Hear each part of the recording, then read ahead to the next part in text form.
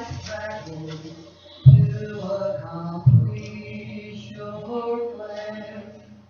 Is your heart heavy laden?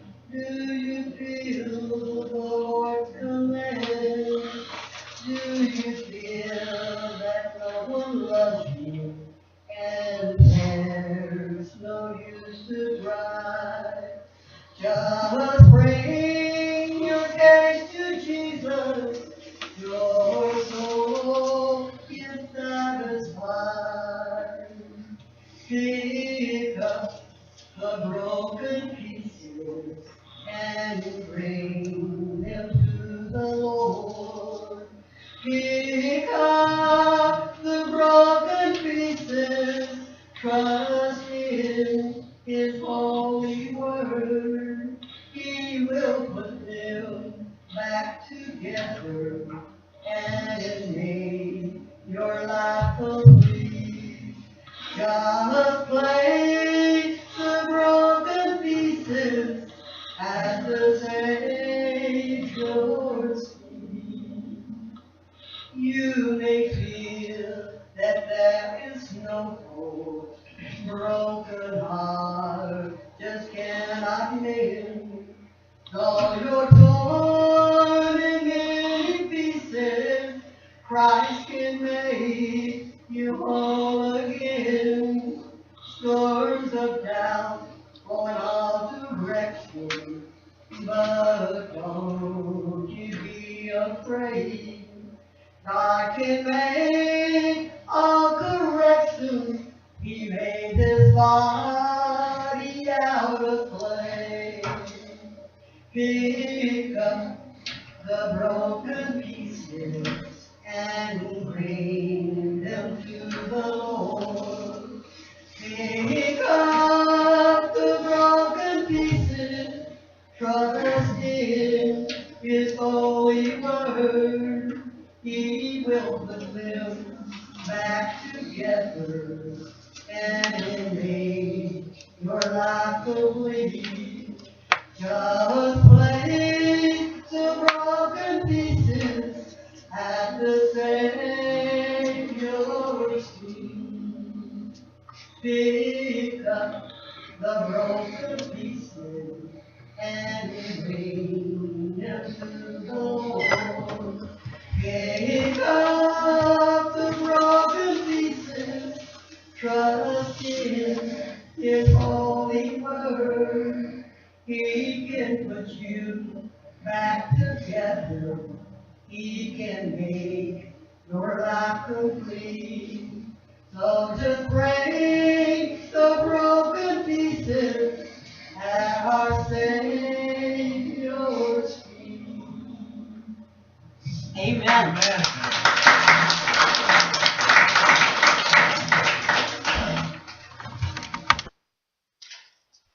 I appreciate Pat doing that. I just walked over and asked her a moment ago to do it. Let's see. Anna, this young lady's first time, isn't it? Well, we're glad to have you. I'm not trying to embarrass you. We're just glad to have you, okay, hon? All right. Turn with me this morning to Romans chapter 3.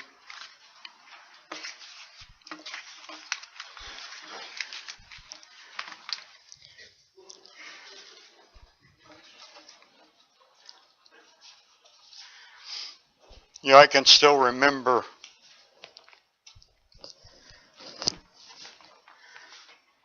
years ago searching for a topic for first sermon that I preached. Took me forever to find what I thought God wanted.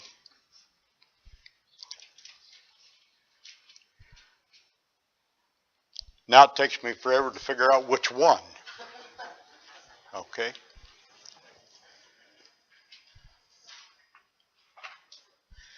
If I had to put a title this morning, I think I'd title it Messy Lives.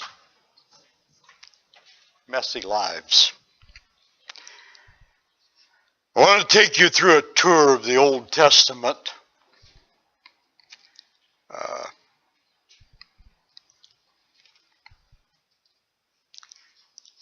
get a little tired sometimes of hearing Christians try to straighten out other Christians when they should be taking care of their own selves and forget about somebody else. Not your business to take care of somebody else.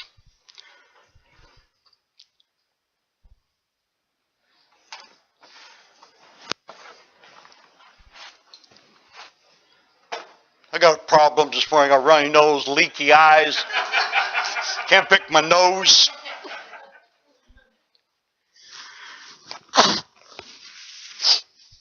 And our mic is not coming through the speakers. Steve said it's picking up on the internet, but not through the speakers, so forgive me. Dysfunctional families or dysfunctional people. You know, Lord's churches are full of them. They don't like to admit that, but they are. As we take this little tour through the Old Testament, I think perhaps, if you're like me, maybe you'll sit back in amazement and go, wow. Wow. All of these people and all of these problems, and many of these people are in the great halls of faith. People that God said were great servants for Him. And yet, all kinds of problems.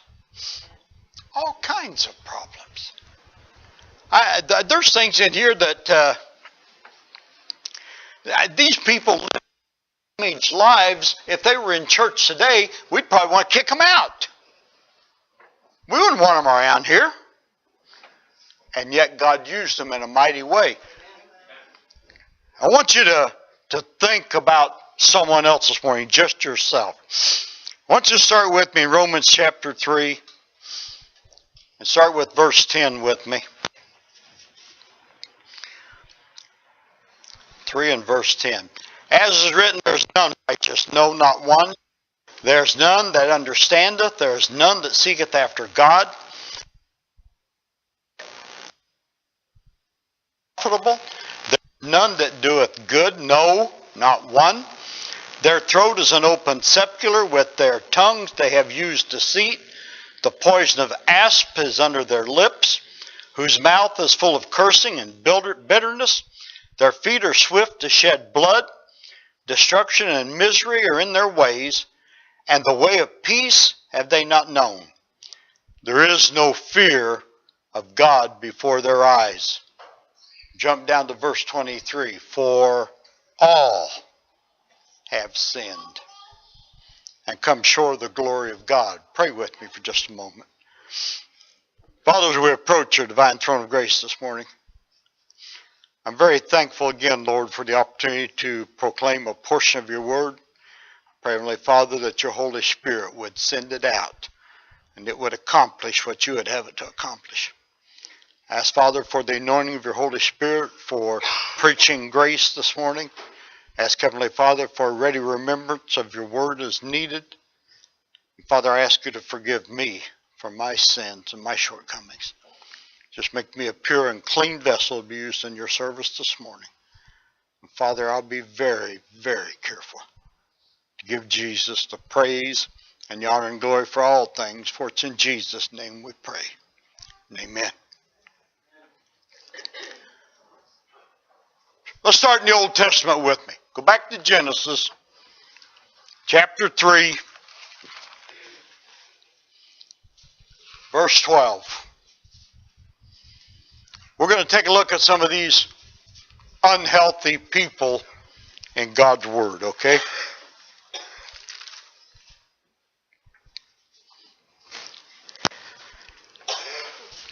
Here we have Adam, the first man. He was a blame shifter. A blame shifter. Verse 12 says, and the man said, the woman whom thou gavest to be with me, she gave me of the tree, and I did eat. Not my fault, Julie. Joe made me do it. I'm just picking on Joe. All right. I'm sorry, Joe. That's what he was doing, only he was even worse. He said, God, it's your fault. You gave me this woman, and she's the one that caused me to sin. No, he chose to. But don't we still shift the blame today? Somebody else's fault. Of course, we can go to verse 6, chapter 3, and we have Eve, a woman, I suppose, that maybe she had the first eating disorder. That's something I understand. Okay? All right. Chapter 3 and verse 6. And when the woman saw that the tree was good for food, and that it was pleasant to the eyes, and a tree to be desired to make one wise, she took of the fruit thereof, and did eat, and gave also to her husband with her, and he did eat. All right. Couldn't control her appetite. We come to Cain. Take a look at chapter 4, verse 8. First child born. Adam and Eve were created, understand? Cain's the first child born. And Cain talked with Abel his brother, and it came to pass when they were in the field that Cain rose up against Abel his brother and slew him. First child, first murderer. Pretty dysfunctional, huh? How about Noah? Let's go to chapter 9. Oh, look at verse 20, 21. Actually, at this particular time, he was probably the last righteous man on earth at that time. Do you know what Noah was? A drunk that slept in the nude.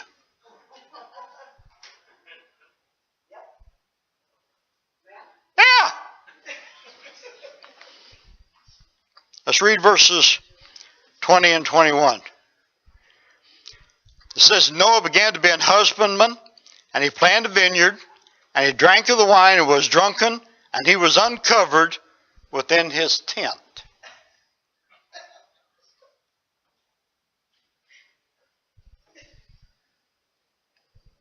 Well, we're not doing very good on the great men of faith, are we? Abraham, the father of faith. That's what preachers tell you. That's what God said. Father of faith. We're not going to read this, but twice, he let other men walk off with his wife. Twice. Don't tell them you're my wife. I don't want them to hurt me. Twice. That's sick. That's pretty sick. Sarah, probably one of the most gorgeous women back then by popular opinion, let her husband sleep with one of her servants and then got mad at her. I can just see my wife saying, okay, yeah, you can sleep with so-and-so, and then she wants to kill her. Dumb. What had happened? Lot lost his father early in life. In the 18th through the 20th chapters of Genesis, Lot made some bad decisions. Him and Abraham had so many people and so many animals that they couldn't stay in the same spot. So Abraham said, you choose. And Lot chose what he thought was the best land, but you know, he ended up in Sodom. Okay. How about Isaac? Oh, no, I'm going too far. How about Job? Job's a contemporary of Abraham. You know, everybody says, oh man, Job had a lot of patience. You know what else he had? A nagging wife. Oh, big time. Matter of fact, she said, why don't you just cuss God and die? She did. Job said, no, I'm not going to do that. She said, you're already such a mess. Why don't you just cuss God and get this over with? No. All right. Isaac, he was nearly killed by his father. God told Abraham to take sacrifice. He took that child. He went to the mountain. The only sacrifice he had was his son. Thank God he provided one for him, right? All right. Isaac wasn't such a hot guy either. He talked his wife into concealing the fact that they were married. Yeah. Rebecca. Maybe we could call Rebecca the first mail order bride. That's in the 27th chapter of Genesis. But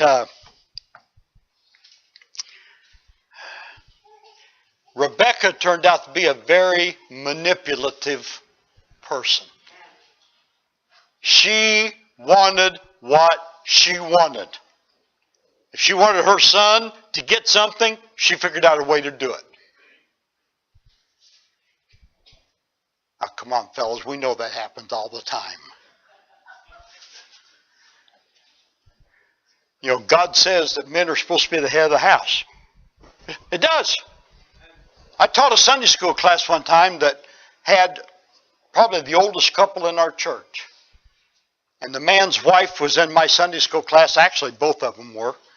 And I asked the lady, I said, Sister Smith, does Luther rule the roost in your house? And she said, yes, sir, he does. And I said, thank you. She grinned and said, but I rule the rooster. All right. We don't want to admit that, fellas. Okay. We don't want to admit that.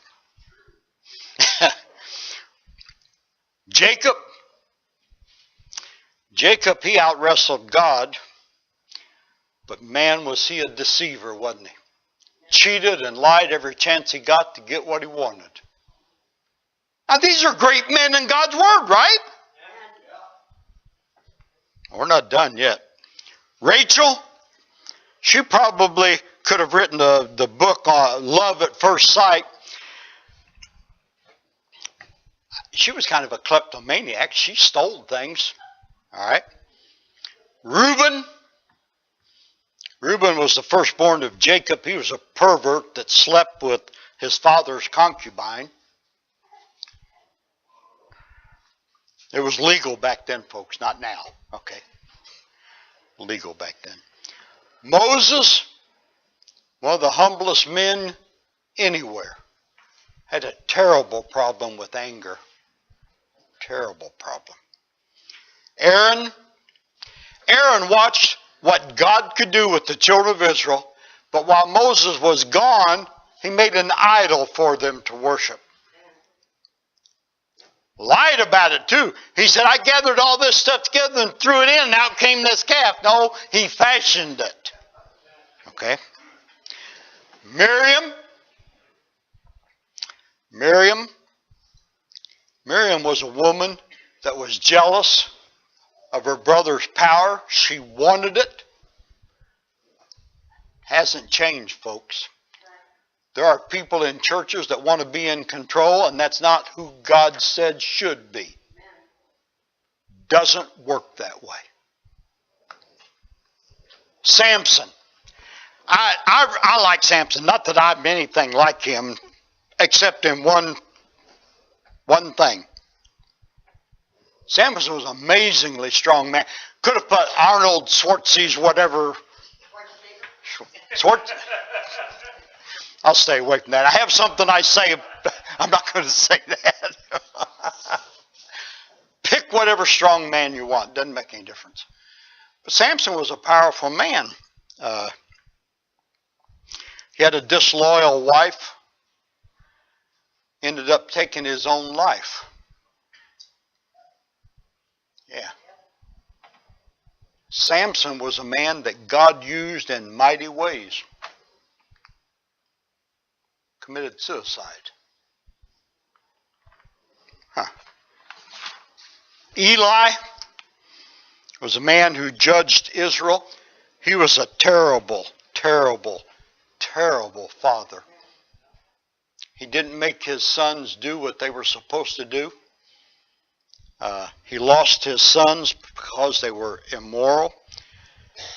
Eventually, it caused Eli's death. All right. Saul, the first king of Israel, he was a maniac. He had tremendous bursts of anger. He had tremendous episodes of depression. He was paranoid. He committed suicide. David, the scripture says a man after God's own heart, committed adultery, then had her husband killed to cover it up. A murder. Hosea, I'm not sure, I can't imagine God putting someone through what he put Hosea through. He was married to, in our modern day, we'd have probably called her a nymphomaniac. She slept with everything and everybody. And God kept telling Hosea, go get her and bring her back. Go get her and bring her back. Not only did he have to go get her, sometimes he had to buy her back.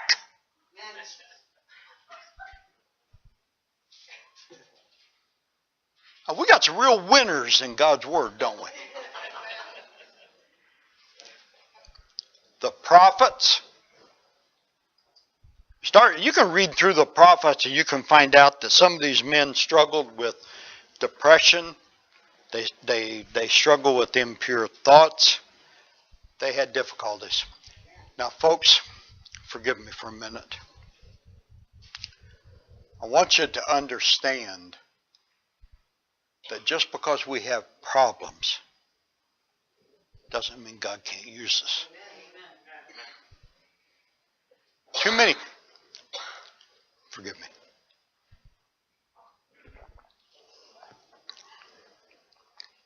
There are churches that think they have a membership that's pure. I got news for them. We're all sinners. We're all sinners. I was talking to somebody the other day and I said, freedom is kind of like an emergency room. And please bear with me. People that come here need to realize that they're sick. Folks, you're sick, so am I. Our illness is called sin.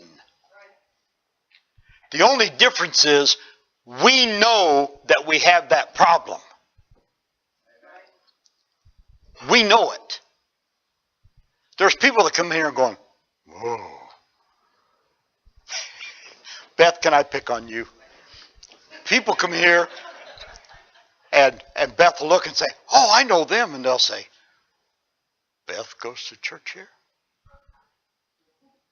Beth will say, yeah, for a long time. And they'll go, oh.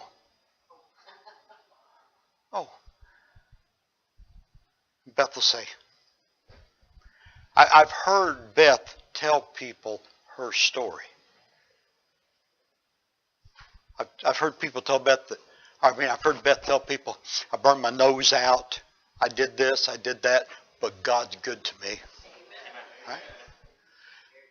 And I've seen people say, you know what? I used to drink, I was a drunk, I was this, I was that. God's good to me. Now, this is where sick people come, sinners.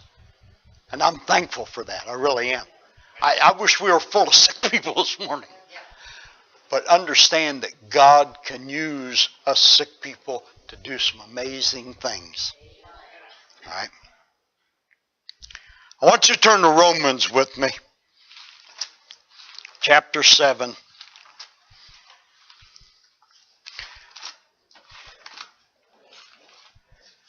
It would be nice if we could come to church and leave the mask that we wear for everybody else outside. Come in here and be who you really are. I think I've told you before, I have a book at home. The title to the book is, If You Really Knew Me, You Wouldn't Like Me. I don't know how many of us that would be true for. Romans chapter 7 And start with verse 15 with me. For that which I do, I allow not. For that which, this is Paul's tongue twister. Excuse me if I get mixed up, okay?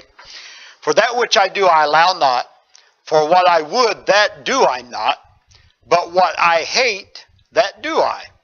If then I do that which I would not, I consent unto the law that it is good. Now there is no more I that do it, but sin that dwelleth in me. For I know that in me, that is in my flesh, dwelleth no good thing. For to will is present with me, but how to perform that which is good, I find not. You know what Paul's saying? Paul said, the things that I know I shouldn't do, I do. And the things I know I shouldn't do, I should do. What did I say? I told you it's Paul's tongue twister. The things I know I shouldn't do, I do. And the things that I know I should do, I don't. Here's Paul, the greatest evangelist we've ever seen, saying, I'm dysfunctional. I got problems. Paul. Matter of fact, there was a place where Paul said, I'm the chiefest of sinners.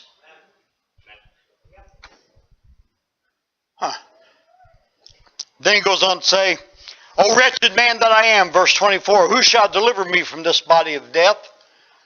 I thank God through Jesus Christ our Lord.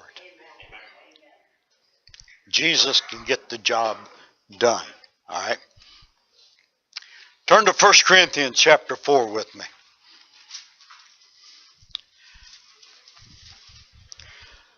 Okay. Are you ready to do a little judging? I want you to look around and say, yep, that's the worst person here in church this morning. I'll tell you what, I'll make it easy for you. I'll surrender. Me! All right. You don't have to look anywhere else. Just look up here, okay? Beth helped me out. You're dysfunctional. Let me use that word. That's one of the big problems, okay? Our problems cannot be equated, I guess, with our standing before God. Let's see, I got to hillbilly eyes that a little bit. There's too many big words in there. My sins, no matter what they are, do not make any difference in my standing before God. Does that make it better? Man, Joe, you shouldn't have sat by yourself. I look over here, he's all by himself, so I got to pick on him. Joe's a good fella. Maybe the worst thing he ever does is tell a lie. And I've cheated and murdered and stole. Been horrendous. But Joe's standing and my standing before God through Jesus Christ is the same. You know what it is? Clean. Clean. God looks at Joe through the blood of Christ and says, clean. God looks at me through the blood of Christ and says, clean. So you don't go looking around saying, oh, gee, just because somebody's done something, our standing before God's the same. We need to quit fooling around with God's judging, okay? Clean.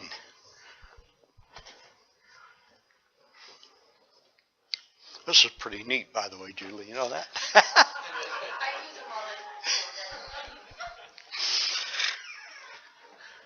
Doesn't make any difference who we are, what we've done. Does sin have its consequences? Yeah. If you'll take a look at Galatians 6 and 7.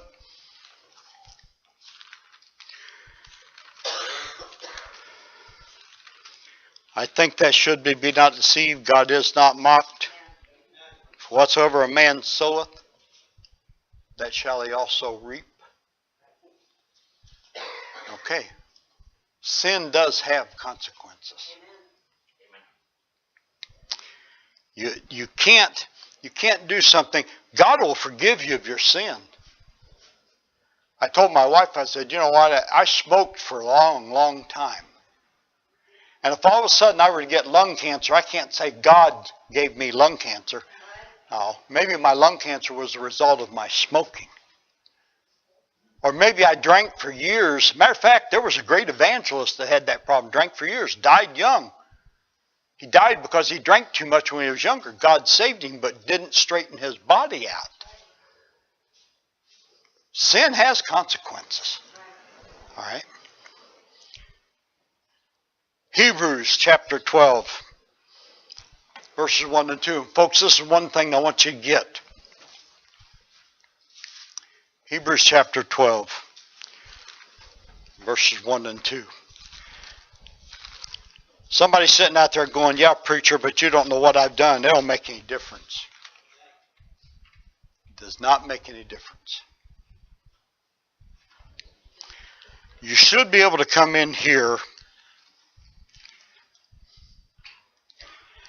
It says, wherefore seeing we also are compassed about with so great a cloud of witnesses, let us lay aside every weight and the sin which doth so easily beset us. Let us run with patience the race that is set before us, looking unto Jesus, the author and finisher of our faith, who for the joy that was set before him endured the cross, despising the shame, and is set down at the right hand of the throne of God. You know what? You can come in here, whatever sins we have committed, you're among other sinners. Amen. Yeah. It's like going to an AA meeting, only this is a S, sin sinners. We are sinners. We come in here and we are with other sinners that say, guess what? God can help. Oh, I like that. I like that big time. I like that big time. Doesn't matter who we are. Doesn't matter who we are.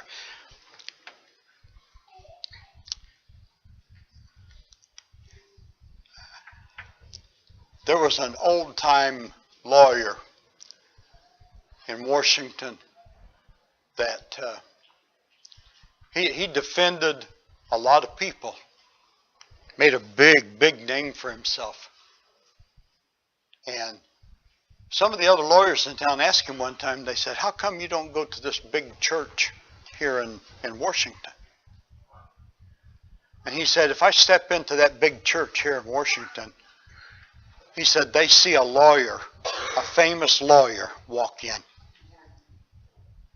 He said, I go to this little church out in the country.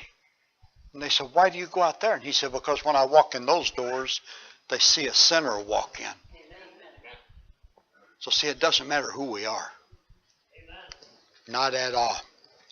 Now, Hebrews chapter 4.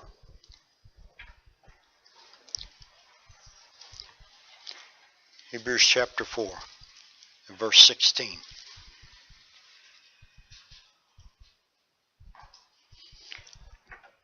Let us therefore come boldly. Let us therefore come boldly unto the throne of grace, that we may obtain mercy and find grace to help in time of need. That's all of us. That's all of us. I pray that our church would have an openness that allows for people to be real, authentic. Yeah, I got a messy life.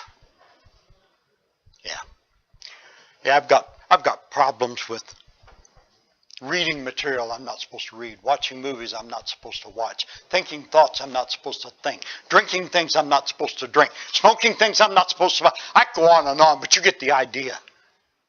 Doing things I'm not supposed to do. Yeah. Man, wouldn't it be great if we could stand up and say, Got drunk last night. I'm sorry, but pray for me. I know I shouldn't have. I've already asked God to forgive me. You know why we don't do that? Because people look down on you. Yeah. If people come in here and said, well, never mind. Doesn't matter what they'd say. We should have an authentic church where people could come in and say, pray for me, I got a problem. Pray for me. Do you sense how tender and how loving God is towards you? Toward you. You see, if he's tender towards you, he's tender towards everybody. Okay? As much as he loves you, you can't make God love you any less. Nor can you make him love you any more. He loves you as much as anything, more than anyone. That's what he expects us to do. I wonder what would happen if today we tried to be a model of God's love. We'd say, you know what, I got problems. Everybody else does too. I'm thankful that we're here. I'm thankful that we're a part of this group. Pray for more sinners, folks. We need sinners in here. There's probably a church uptown that the goody two-shoes can go to. Ask God to send us sinners, okay? Ask God to send us sinners. Beth, would you bring us an invitation, please?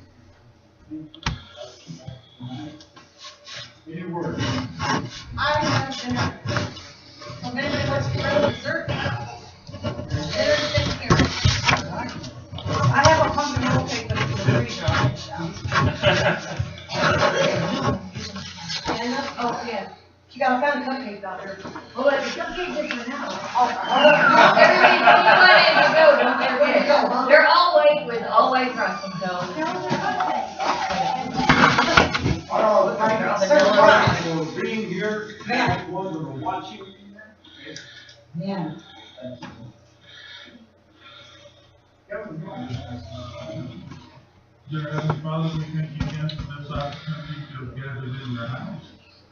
We thank you for the message that we heard, Father. We just ask you to take it and apply it to our lives, Father. Let us just live for you, bring honor and glory to you, Father. Let us take care of ourselves and let others take care of themselves, Father. Let us come together to pray for one another and to help each other, Father. And we just ask that you be with this church and bless it. Just help us to grow and do those things which are right